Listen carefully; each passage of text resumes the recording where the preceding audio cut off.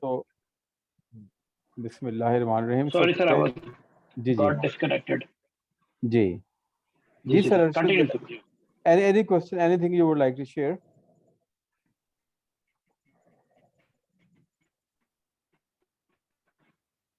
Everything is fine. Actually basically grammar के बारे में मेरा तो थोड़ा सा छोटा सा कॉन्सेप्ट है. एक्चुअली कोविड में मैंने एक कोर्स किया था, यू मे नो अबाउट रिलो पाकिस्तान, जो अमेरिकन एम्बेसी जो है वो बेसिकली रन कर रही है. हाँ, तो वो बेसिकली मैं उनके साथ टच हूँ, एवोल्यूशन के साथ और रिलो पाकिस्तान के साथ, और अमेरिकन एम्बेसी जो है वो डिफरेंट किस्म के कोर्सेज करती रहती है. तो वहाँ मैंने कोर्स किया था, टीचिंग इंग्लिश ग्रामर कम्युनिकेटिवली.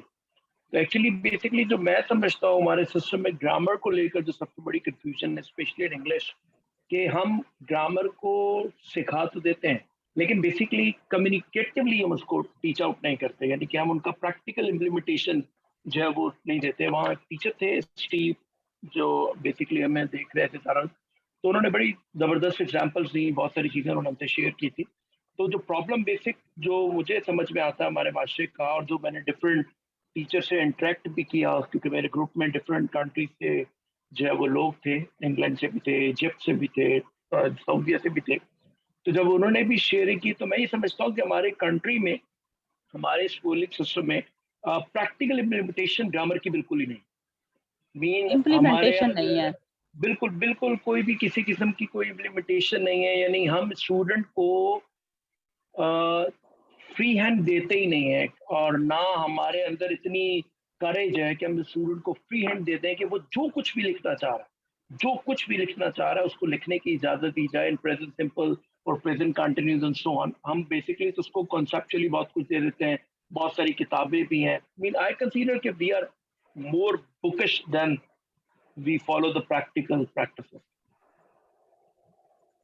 इवन कि हमारे अपने स्कूल में हम स्पेसिफिक कर देते हैं कि प्रेजेंट के बारे में 5 सेंटेंसेस लिखे, सेल्फ राइटिंग है, सेंटेंसेस फोकस कभी कभी पिक्चर डिस्क्रिप्शन हो जाती है, कभी कभी हम सेंटेंसेस पे ले लेते हैं, लेकिन हम स्पेसिफिकेशन देते हैं कि या पास्ट में लिखना है या प्रेजेंट में लिखना है. अगर हम फ्री हैंड देते हैं तो बच्चे को सिचुएशन क्रिएट करना बच्चे को आनी चाहिए कि उसको किस तरफ मैंने लेके जाना है और उसको मैंने कैसे एक्सप्लेन कैसे मैंने करना है. हम फिक्सेशन जब देते हैं तो बच्चा लिमिटेड हो जाता है. जब हम प्रैक्टिकली सिर्फ हम लिखने के हद तक लिमिटेड रखते हैं तो बच्चे के अंदर सिर्फ हम किताबों के अंदर ही गुम रखते हैं. अगर हम प्रैक्टिकली उसको बोलने की हद तक या लिखने की हद तक फ्री हैंड दे तो मेरे ख्याल में इसमें ज्यादा लर्निंग के चांसेस ज्यादा है, बच्चा ज्यादा लर्न कर सकता है. हम ऐसा क्यों करते हैं, इसकी क्या वजह है? हमारा इन्वायरमेंट ऐसा नहीं है कि हमारे पास एक तो चीज आ जाती है कि हमारे अपने टीचर्स में वो वाली एबिलिटी नहीं है जो हम उनको एक सब्जेक्ट दे देते हैं. और कुछ हमारे टीचर्स ऐसे हैं, बेशक एमए इंग्लिश भी हैं, लेकिन they are not able to teach in the good way. उनकी मेथोडोलॉजी अच्छी नहीं है. लेकिन हमने कभी ऐसी चीजों को, ऐसे टीचर्स को हम समझे कि चढ़ा देते हैं जो जिनमें एबिलिटी नहीं होती है कि हमने बच्चों को या उस सब्जेक्ट के से रिलेटेड टीच कैसे करना है. मेथोडोलॉजी प्रॉब्लम होती है. इन्वायरमेंट ही हम क्रिएट नहीं कर पाते हैं. मेरे ख्याल में ये सबसे बड़ा अलमिया है हमारी सोसाइटी का. हमारा टीचर परफेक्ट होना चाहिए. हमारे टीचर्स की ट्रेनिंग नहीं होती. टीचर्स ने भी पढ़ा हुआ है, गो थ्रू हुआ है, उसको ये नहीं पता कि मैंने बच्चों को या बच्चों के लेवल के अकॉर्डिंग, कोई मीडियोकर है तो उसको कैसे पढ़ाना है, कोई ब्रिलियंट है तो उसको कैसे लेके चलना है. ये क्लासिफिकेशन नहीं है. हर बच्चे को एक लाठी से आंक रहा होता है. तो ये मेरे ख्याल में हमारे schooling, first of all teachers की रिस्पेक्ट होनी चाहिए. टीचर्स को अपने ऑनर दें, टीचर्स को एतमाद में लें, और उसके बाद इन्वायरमेंट ऐसा क्रिएट करें कि वो हमारी जनरेशन को इस तरह से बिल्ड करे कि वो सेटिस्फाइड हो के अपने उसको रिस्पेक्ट दी जा रही है तो वो सेटिस्फाइड हो के टीचिंग कर सके. मैं जहाँ पे काम कर रही हूँ 500 की स्ट्रेंथ है, लेकिन उनमें ऐसे ऐसे टीचर्स भी हैं जिनको प्रेजेंट इंडेफिनेट का भी नहीं पता और वो वहाँ पे 35-30,000 सैलरी ले रहे हैं. लेकिन वहाँ पे चेकिंग बहुत ज्यादा है, लेकिन हमारे पास ट्रेनिंग नहीं है. ट्रेनिंग नहीं दे रहे हैं. जस्ट चेकिंग पे बंदे पे बंदा ला के हम बैठाए जा रहे हैं. तो मेरे ख्याल में ये सबसे बड़ा अलमिया है। ट्रेनिंग सबसे पहले टीचर्स की ट्रेनिंग के अंदर भी एक क्राइटेरिया होना चाहिए जो हम टीचर्स को उनकी बताए बगैर और उनको असेस किए बगैर कि या उनकी वीकनेस हैं और उनको हमने रिमूव करना है और कैसे करना है। और ग्रामर सबसे पहले हमारा हमारी फर्स्ट प्रायोरिटी।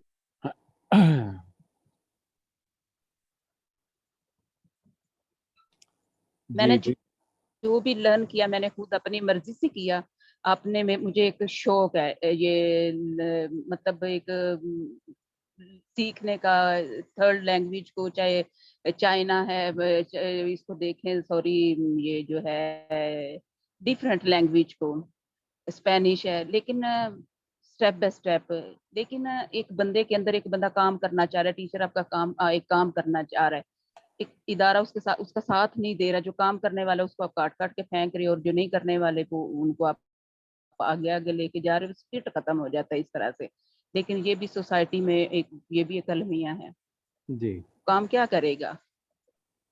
इक्वालिटी एजुकेशन, हम जो हमारा इंस्टीट्यूशन है वो क्वालिटी एजुकेशन के नाम पे, आप कहीं रिसर्च करें सूफी फाउंडेशन के वो तो वो क्वालिटी एजुकेशन पे काम कर रहे हैं। क्वालिटी एजुकेशन क्या है? आप कहीं से भी रिसोर्स, आपके पास नेट बेहतरीन रिसोर्स है, आप जैसे लोग मेंटोर्स हमारे पास हैं, हम हेल्प लें।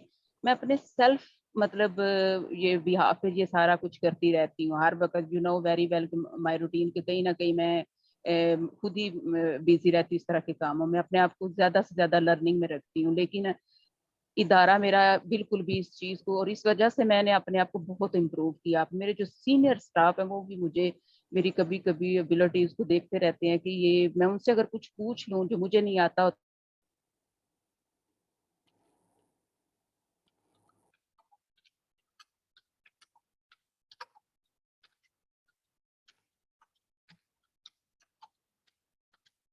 अच्छा, ये आवाज़ भी बार बार ब्रेक हो रही है, आवाज़ आते आते एकदम गायब हो जाती है। तो एक एक बार अपना अपना जो है हैंड्स फ्री या जो अपने यूज़ किया हुआ है हेडफोन, उसका जो पिन है वो रिकनेक्ट करके देख लें, हो सकता है चीज़ें थोड़ी बेहतर हो जाए। मैं भी इसको कर लेता हूँ।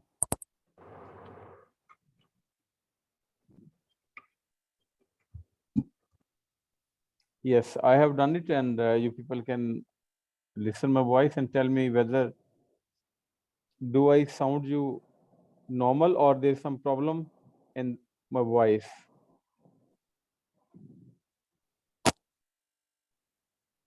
जी, आपको आवाज आ रही है मेरी? Yes, sir, your voice is very clear and Okay, let's clearly okay. listening to. Yes, okay, Yes, sir, audible. uh, let's start today's topic. And just from my side, one pointer. I think that we are so much focused on, okay, so much focused on these type of practices because our system of education is like that, which focuses on accuracy. Either we learn the language for fluency or we learn it for accuracy. When it's going for writing, it's for accuracy. So every teacher wants that whatever his or her student is writing or producing, either in the test or in the examination, that should be error free. And because of this over focus, we compromise on the creative side of our students. And although we call it creative writing, but again we start giving the student instruction that do this thing or do that thing or follow this or follow that. And then we have something natural inside us that whenever we see some error or some mistake in writing or even in speaking, we tune out of the entire communication context and we just start focusing on that minor thing. So I think it has to do something with our own upbringing as well. And also our system of education is such that which focuses more on writing skill. So our English is always checked based on its accuracy and not based on our performance. Coming towards today's topic, which is again review of grammar, and yesterday we discussed some of the things, including sentences and translations and things like that, and then we shared some of the resources which are available online and we can use them, and then we talked about certain books which are very much authentic and we can start. And the books were given considering different levels of the student. If you want to start from the basic level, you can use John Eastwood. You are going for the high level, you can go for Michael Swan, and even if you are going further higher, you can use Jeffrey Leach or F.R. Palmer for advanced grammar. Today we are going to start with a review of prepositions. Prepositions are very important words because one mistake in preposition can change the meaning. So here are some of the important prepositions, and I have taken out the meanings and then the examples from a book, and in the shape of notes you will get it. For example, we have got preposition number 1 as above. So above means higher than or over something, like we say over and above. ये चीज बाकी चीजों से ज्यादा ऊपर है. Example में देखिए, सन इज अबव द क्लाउड्स. तो जो क्लाउड्स हैं वो नीचे है, तो ये उसके ओवर है. ओवर का अबव का कॉन्सेप्ट आपके अंदर आना चाहिए कि अबव या ओवर जो है वो उससे क्या मुराद है. अक्रॉस होता है एक साइड से दूसरी साइड तक. Like the dangerous, it's dangerous to run across the road. सड़क की एक तरफ से दूसरी तरफ रश आवर में भागना इट्स डेंजरस. अच्छा, आफ्टर जो है वो दो मानी में इस्तेमाल होता है एज अ प्रेपोजिशन. एक होता है following something, like the boy rain after the ball. लड़का जो है वो बॉल के पीछे भागा. और दूसरा मतलब है later on, like I will phone you after lunch, कि लंच हो जाए तो उसके बाद मैं आपको कॉल करूंगा. तो remember one point that whenever you are using any word in a sentence, that's going to clear its meaning, its usage. Taking it separately or independently out of context, then it creates a lot of problem. So whenever you are going to check the accuracy of a sentence, read it completely and try to understand what is the meaning. For example, if I say I got a letter from him, मुझे उससे एक खत मिला, ये एक अपना अलग meaning रखता है. I got a letter for him, अब फ्रॉम भी ठीक है, फॉर भी ठीक है. फॉर हिम का मतलब ये कि किसी दूसरे शख्स के लिए मैंने ये खत ले लिया. अब फ्रॉम और फॉर देखें, ग्रामेटिकली दोनों ठीक है, लेकिन मीनिंग का उसमें फर्क आ रहा है. अब जहां पे अपने फॉर लिखना है बच्चे ने, अगर फ्रॉम लिख देता है तो अब ग्रामेटिकली तो फिक्र ठीक है, लेकिन मीनिंग वाइज यानी सिमेंटिकली वो इनकरेक्ट हो जाएगा, क्योंकि ये वो मीनिंग कम्युनिकेट नहीं कर पा रहा जो इसे करना चाहिए. जो राइटर, जो स्पीकर के दिमाग में है, वो एज इट इज नहीं आ पा रहा because of the limited knowledge. उसे मुख्तलिफ प्रेपोजिशन या मुख्तलिफ वर्ड्स का आइडिया नहीं है. और इसी के अगेंस्ट हम यूज करते हैं अपोजिशन में भी और इन कॉन्टेक्ट में भी. जब हम अगेंस्ट इन अपोजिशन टू के तौर पे इस्तेमाल करते हैं तो आप देखें कि stealing is against the law, यानी कि चोरी करना या खिलाफ कानून है. और जब हम इन कॉन्टेक्ट में यूज करते हैं तो sofa is against the wall. तो एक चीज से दूसरी चीज की पोजीशन के हवाले से जब हम यूज करते हैं तो अगेंस्ट का मीनिंग उसमें थोड़ा चेंज हो जाएगा. इसी तरीके से अलोंग है, अलोंग भी है from one end to the other. अब अक्रॉस और अलोंग को जब हमने यूज करना है तो हमें दोनों के कॉन्सेप्ट का थोड़ा आइडिया होना चाहिए कि दोनों में फर्क क्या है. तो अलोंग होता है किसी के साथ साथ. For example, to walk along the street, I was walking along the street. तो स्ट्रीट के साथ साथ एक सिरे से दूसरे सिरे तक जा रहा था, हम उसमें अक्रॉस की बात नहीं कर रहे. अमंग, अच्छा, अमंग नॉर्मली कहते हैं कि जब तीन या तीन से ज्यादा लोगों के दरमियान किसी चीज की बात हो रही हो तो वहां पे अमंग यूज करते हैं. और अगर एक चीज दो अफराद के दरमियान में है तो वहां पे हम बिटवीन प्रेपोजिशन जो है वो यूज करते हैं. Peter was among the spectators. अब अगर अमंग कहीं पे लिखा हुआ इसका मतलब यह है कि देयर वर 3 और मोर देन 3 स्पेक्टेटर्स. और अगर हम ये कहें कि Peter was between the spectators तो अंडरस्टैंडिंग क्या है, there were 2 spectators and Peter was in between the 2 spectators. तो आपका जो चॉइस ऑफ वर्ड है, चॉइस ऑफ प्रपोजिशन है, दैट डिटरमिन्स द मीनिंग. इसी तरीके से हम देखते हैं कि अराउंड जो है वो इन सर्कल की सेंस में भी यूज होता है और नियर और अप्रोक्सीमेटली की सेंस में भी यूज होता है. फॉर एग्जांपल जैसे ही वॉक्ड अराउंड द टेबल, तो वो एक सर्कल की शक्ल में चला. और इट कॉस्ट अराउंड 50 यूरोस, तो ये तकरीबन अप्रोक्सीमेटली की सेंस में आ गया. इसी के बिफोर जो है वो अर्लियर देन और इन फ्रंट ऑफ दोनों की सेंस में यूज होता है। द डे बिफोर यस्टरडे और ही बाउड बिफोर द किंग, उसके सामने उसने बाउ किया, जापानीज कल्चर में जैसे नॉर्मली है। बिहाइंड, बिहाइंड का मतलब है at the back of something, like passengers sit behind the driver, वो उसके पीछे बैठते हैं। बिहाइंड द वॉल, हम कहते हैं कि दीवार के पीछे। बिलो, बिलो का मतलब होता है lower than, like his shorts are below his knees, यानी कि उसने जो शॉर्ट्स पहनी है वो उसके नी से नीचे आ रही हैं। बीनीथ, नीचे, अंडर की सेंस में। The pen was beneath the books, यानी कि कलम जो है वो किताबों के नीचे रखा हुआ था। बिसाइड का मतलब है नेक्स्ट टू, और एक होता है बिसाइड्स, उसका मतलब इन एडिशन। तो एक एस के लगाने से हम देखते हैं कि एक वर्ड जो है वो अपना मीनिंग ही चेंज कर देता है। अब बिसाइड का क्या मतलब है? Next to, like the bank is beside the cinema, bank जो है वो सिनेमा के साथ में है।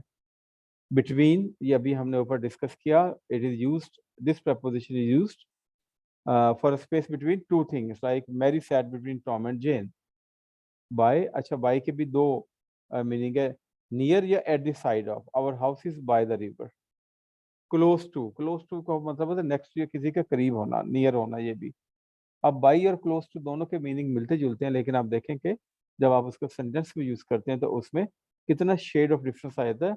The school is close to the church, school जो है वो चर्च के करीब है। अब इसका जो है, जो आप एक मेंटल इमेज अपना डेवलप करते हैं वो थोड़ा सा डिफरेंट है। और जब आप बाई प्रपोजिशन यूज करते हैं, एट द साइड ऑफ है, like our house is by the river, वो थोड़ा सा डिफरेंस है। हमेशा याद रखें कि इंग्लिश में अगर से सिनोनिम्स की बात होती है, सिनोनिम्स मीन्स के words which are having same meaning. English में कोई ऐसे दो वर्ड्स नहीं हैं जिनका सेम एग्जैक्ट 100% वही मीनिंग हो। Always there is a shade of difference, so keep this point in your mind. अच्छा, हम डाउन एक्सक्यूज मी कहते सर, हैं। ये बाय को जरा जब हम पैसिव वॉइस में, एक्सक्यूज मी सर, जब जी। हम बाय को पैसिव वॉइस में यूज कर रहे होते हैं और जब आपने यहाँ पे यूज किया बाय का, आई थिंक सो जो मेरे माइंड में पड़ता है बाय से मीन देता है।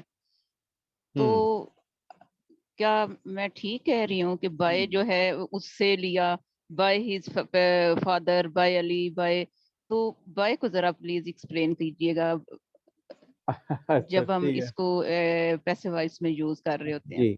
देखिए, बाय जब हम पैसिव वॉइस में यूज करते हैं वहाँ पे इंस्ट्रूमेंट की बात कर रहे हैं, हम सब्जेक्ट की बात कर रहे होते हैं, ठीक है। एक्टिव वॉइस में क्या होता है कि आपका सब्जेक्ट इंपॉर्टेंट होता है, इसलिए आप फिक्र के शुरू में इसको लगाते हैं। पैसिव वॉइस आप कहाँ पे यूज करते हैं? पैसिव वॉइस आप वहाँ पे यूज करते हैं जहाँ पे आपका सब्जेक्ट इंपॉर्टेंट नहीं होता, वो आपके एंड में चला जाता है। और बाद वक्त आप देखिए पैसिव सेंटेंस में आप बाय वाला पार्ट ही टोटली छोड़ देते हैं, क्योंकि आपका अंडरस्टूड होता है कि सब्जेक्ट क्या है। फॉर एग्जाम्पल हम कहते हैं the police caught the thief, the police arrested the thief, the police arrested the thief, police ने चोर को पकड़ा, ठीक है। अच्छा, अब अरेस्ट इटसेल्फ जो इसका मीनिंग है वो ये है कि having a legal authority, having a legal authority, किसी को पकड़ने के लिए। यस, तो ये एक अंडरस्टूड सी चीज। अब मैं कहता हूँ the thief was cot, sorry, the thief was arrested. अब अगर मैं बाय द पुलिस नहीं भी कहता तो अरेस्ट का बाय वर्ड, पुलिस। ठीक है ना। अब मैं बाय द पुलिस नहीं भी कह रहा, लेकिन जो वर्ड अरेस्ट है वो इटसेल्फ अपने अंदर एक पूरी मानी लेके आ रहा है, जो आपको बता रहा है कि किसने अरेस्ट किया होगा, पुलिस ने ही उसको अरेस्ट किया होगा। तो जब आपका सब्जेक्ट अंडरस्टूड होता है due to the context of your sentence, आप वहां पे नहीं लगाते। अच्छा, यहाँ पे हमने बाय की बात की कि बाय द रिवर यानी कि उसके करीब है, लेकिन जब हम कहते हैं कि the thief was arrested by the police, तो वहां पे बाय का मतलब नियर या क्लोजनेस नहीं होता, बल्कि वहां पे बाय का मतलब होता है जरिया, किसके जरिए ये एक्शन हुआ, तो सर ये जरिया। बड़ी कंफ्यूजन पड़ी मुझे इस बाय से, बड़ी कंफ्यूजन थी कि इसको कॉमनली हम यूज नहीं कर रहे होते, लेकिन इसका मतलब वहां पे बाय जरिए मतलब कि रिसोर्स के तौर पे हम इसको यूज कर रहे होते हैं। जी, लेकिन इस बाय को लिखते हुए बड़ा ध्यान रखना चाहिएगा, अगर इस बाय के आगे आप ई लगा देते हैं तो ये कुछ और मीनिंग में आ जाएगा, जी just sir. On the lighter side. ठीक है, क्लियर है अभी? Why even give you the deadline spinning, sir? Till yes, sure. बिल्कुल I सही mean, है, you can have to submit this assignment by tomorrow. By tomorrow. तो आप So timing it's के also जरिए, shows the हाँ, deadline. उसमें भी Deadline also shows. ये बिल्कुल आता है उसके अंदर। अच्छा, सिमिलरली हम डाउन की बात करते हैं तो from a higher to lower, उस सेंस में हम डाउन का वर्ड यूज करते हैं। She pull down the blind या ब्लाइंडर। फ्रॉम, फ्रॉम का मतलब जहां से कोई चीज स्टार्ट होती है, where something start. The wind is blowing from the north, तो ये नॉर्थ की तरफ से हवा चल रही है। स्ट्रॉन्ग एयर, एयर है तो हम उसको ज़्यादा विंड कहते हैं। इससे ज़्यादा स्ट्रॉन्ग हो तो वो स्टॉर्म हम उसको कह लेंगे, या विल विंड हम उसको कह देंगे, तो उसकी इंटेंसिटी का फर्क आ जाएगा। अच्छा, इन जो है ये काफ़ी ज़्यादा पोजीशन के अंदर यूज होता है, लेकिन जनरली हम इसको यूज करते हैं at a point with in an area, एक ऐसा पॉइंट की निशानदेही करते हुए जो किसी खास एरिया के अंदर है। Like the pen is in the drawer, तो एरिया कौन सा, ड्रॉयर, पेन उसके अंदर है। In front of, directly before, the car was in front of the bus, बिल्कुल सिंपल सा है। इनसाइड किसी चीज के अंदर होना, यानी on the inner part of, the bird is inside the cage. जब हम इनसाइड कहेंगे तो जरूर कोई ना कोई चीज हमारे जहन के अंदर आ जाएगी।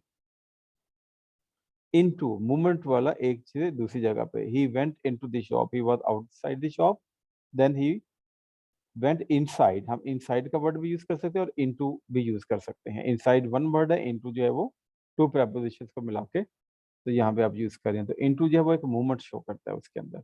अगर हम कहें कि he went to the shop, तो उसका मतलब डिफरेंट हो जाएगा। इसका मतलब ये कि वो दुकान की तरफ गया। अगर हम कहते हैं he was in the shop, इसका मतलब ये है कि वो दुकान के अंदर था। लेकिन जब हम इनटू का वर्ड यूज करते हैं तो वहां पे हम मूवमेंट की बेसिकली बात कर रहे होते हैं। नियर, क्लोज टू की सेंस में, the school is near the church, by भी यूज कर सकते हैं, नियर भी कर सकते हैं, नेक्स्ट टू भी यूज कर सकते हैं। नेक्स्ट टू भी नेक्स्ट आ गया, बिसाइड करीब होना। The bank is next to the cinema. अच्छा, off, O double F, off, off का मतलब है डाउन या away from. He fell off the horse, वो उससे गिर पड़ा। लेकिन इसको हम प्रोनाउंस कैसे करते हैं? जो ओ डबल एफ वाला ऑफ है उसको हम ऑफ पढ़ते हैं, यानी ओ और सिंगल एफ वाली साउंड वो हम प्रोनाउंस करते हैं। और जो सिंगल वाला है ऑफ, ठीक है, मेड ऑफ गोल्ड जैसे हम कहते हैं, उसको लिखते तो ऑफ है लेकिन पढ़ते ओ वी हैं। ओ, इट्स मेड ऑफ गोल्ड। वो चूंकि रवानी के साथ पढ़ते हैं तो हमें आइडिया नहीं होता कि इसका एग्जैक्ट प्रोनाउंसिएशन क्या चल रहा है। ये डिफरेंस हमेशा ध्यान में रखें। जैसे हम कहते हैं ना बी क्वाइट, तो बी क्वाइट क्लास में जब बच्चों को खामोश कराते हैं तो वो बी क्वाइट नहीं है, वो बी क्वाइट है। तो ये छोटी छोटी सी चीज़ें हैं जो हम साथ में डिस्कस करते हैं ताकि हमें ये फ्रेश हो जाए चीज़ें। जैसे एक्सक्यूज इनटू, मी सर, ये डाउनवर्ड जो है, ये डाउनवर्ड जो है, it's the first time I am listening as a preposition. जी तो ये प्रपोजिशन में ही डाउन आएगा क्या? जी जी, एडजेक्टिव अप एंड डाउन जो है, अप एंड डाउन। तो वो तो तो फिर प्रेपोजिशन फ्रेज होगी ना। अप एंड डाउन नहीं देखे नहीं, तीन मैं वर्ड्स है सिंगल ना। अप की बात करने, मैं सिंगल अप की बात कर रही हूँ। जी जी, ही वेंट अप। तो अब जब हम वेंट अप की बात करें तो Went up। वहां पे कोई एडवर्ब के तौर पे यूज हो रहा है क्योंकि वो पोजीशन या लोकेशन को शो कर जी। रहा है। तो मैंने वही कहा ना कि ट्रेडिशनल ग्रामर जब हम पढ़ते हैं 12 या अपने 8 या 9 पार्ट से, इसमें प्रॉब्लम यही आता है कि वी गेट कंफ्यूज्ड, क्योंकि ये लेटर लैंग्वेज का कॉन्सेप्ट आ रहा है ना। जो कल मैंने आपको एक किताब का रेफरेंस भी दिया था कि जब आपका मौका मिले तो आप ऑक्सफोर्ड यूनिवर्सिटी प्रेस की वो किताब जरूर पढ़ें। बहुत सारी चीज़ों का आपको पता चलेगा। लेकिन जो इंग्लिश लैंग्वेज, इसमें वर्ड कैटेगरीज की बात होती है, यानी कि one word can be use in different context and it has a different label, उसका लेबल पे डिफरेंट हो जाता है वहाँ। तो same is the case with up as a preposition भी यूज करते हैं, आप एज अ एडवर्ब भी यूज करते हैं उसको।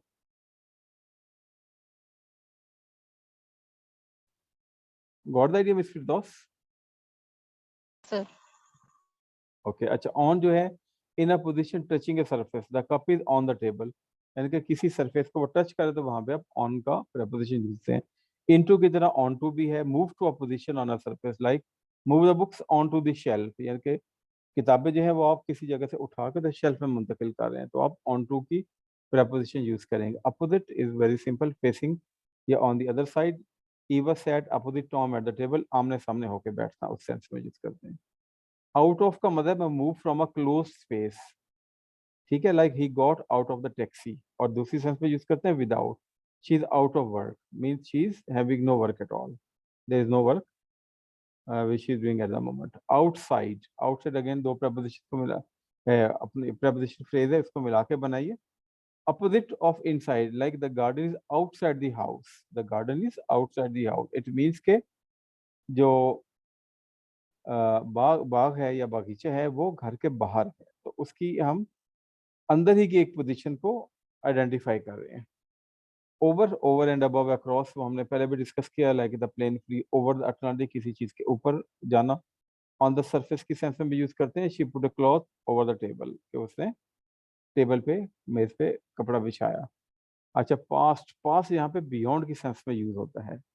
It's not related to the timing, ठीक है. यहाँ पे ये एज अ प्रपोजिशन यूज हो रहा है बियॉन्ड, यानी कि she went past the shop, वो शॉप से आगे चली गई. जी, ये बस चंद है कि मैंने आपसे डिस्कस करनी थी, और उसके बाद हम एक छोटी सी एक्सरसाइज करेंगे और फिर हम आगे नेक्स्ट टॉपिक को स्टार्ट करते हैं. अच्छा, ये आप फिक्रे देख रहे हैं. These are 12 sentences. I am giving you 2 minutes. आप इसमें, आपके पास कॉपी पेंसिल है, तो आप बताएं कि यहाँ पे क्या क्या फिल इन ब्लैंक्स में आना चाहिए, कौन सी प्रपोजिशन आप लोग लगाएंगे. Now the ball is in your court. अभी आप लोग इसको जरा अटेम्प्ट करिए और बताएं फिर मुझे.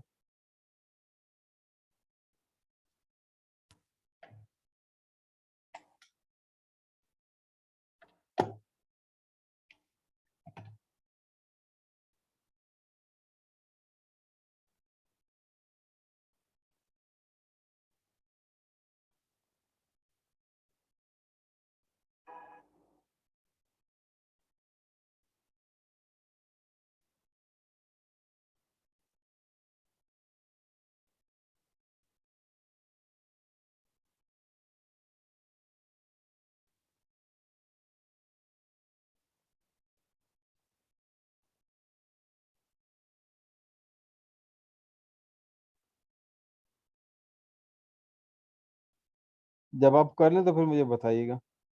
Anyone who is able to complete it.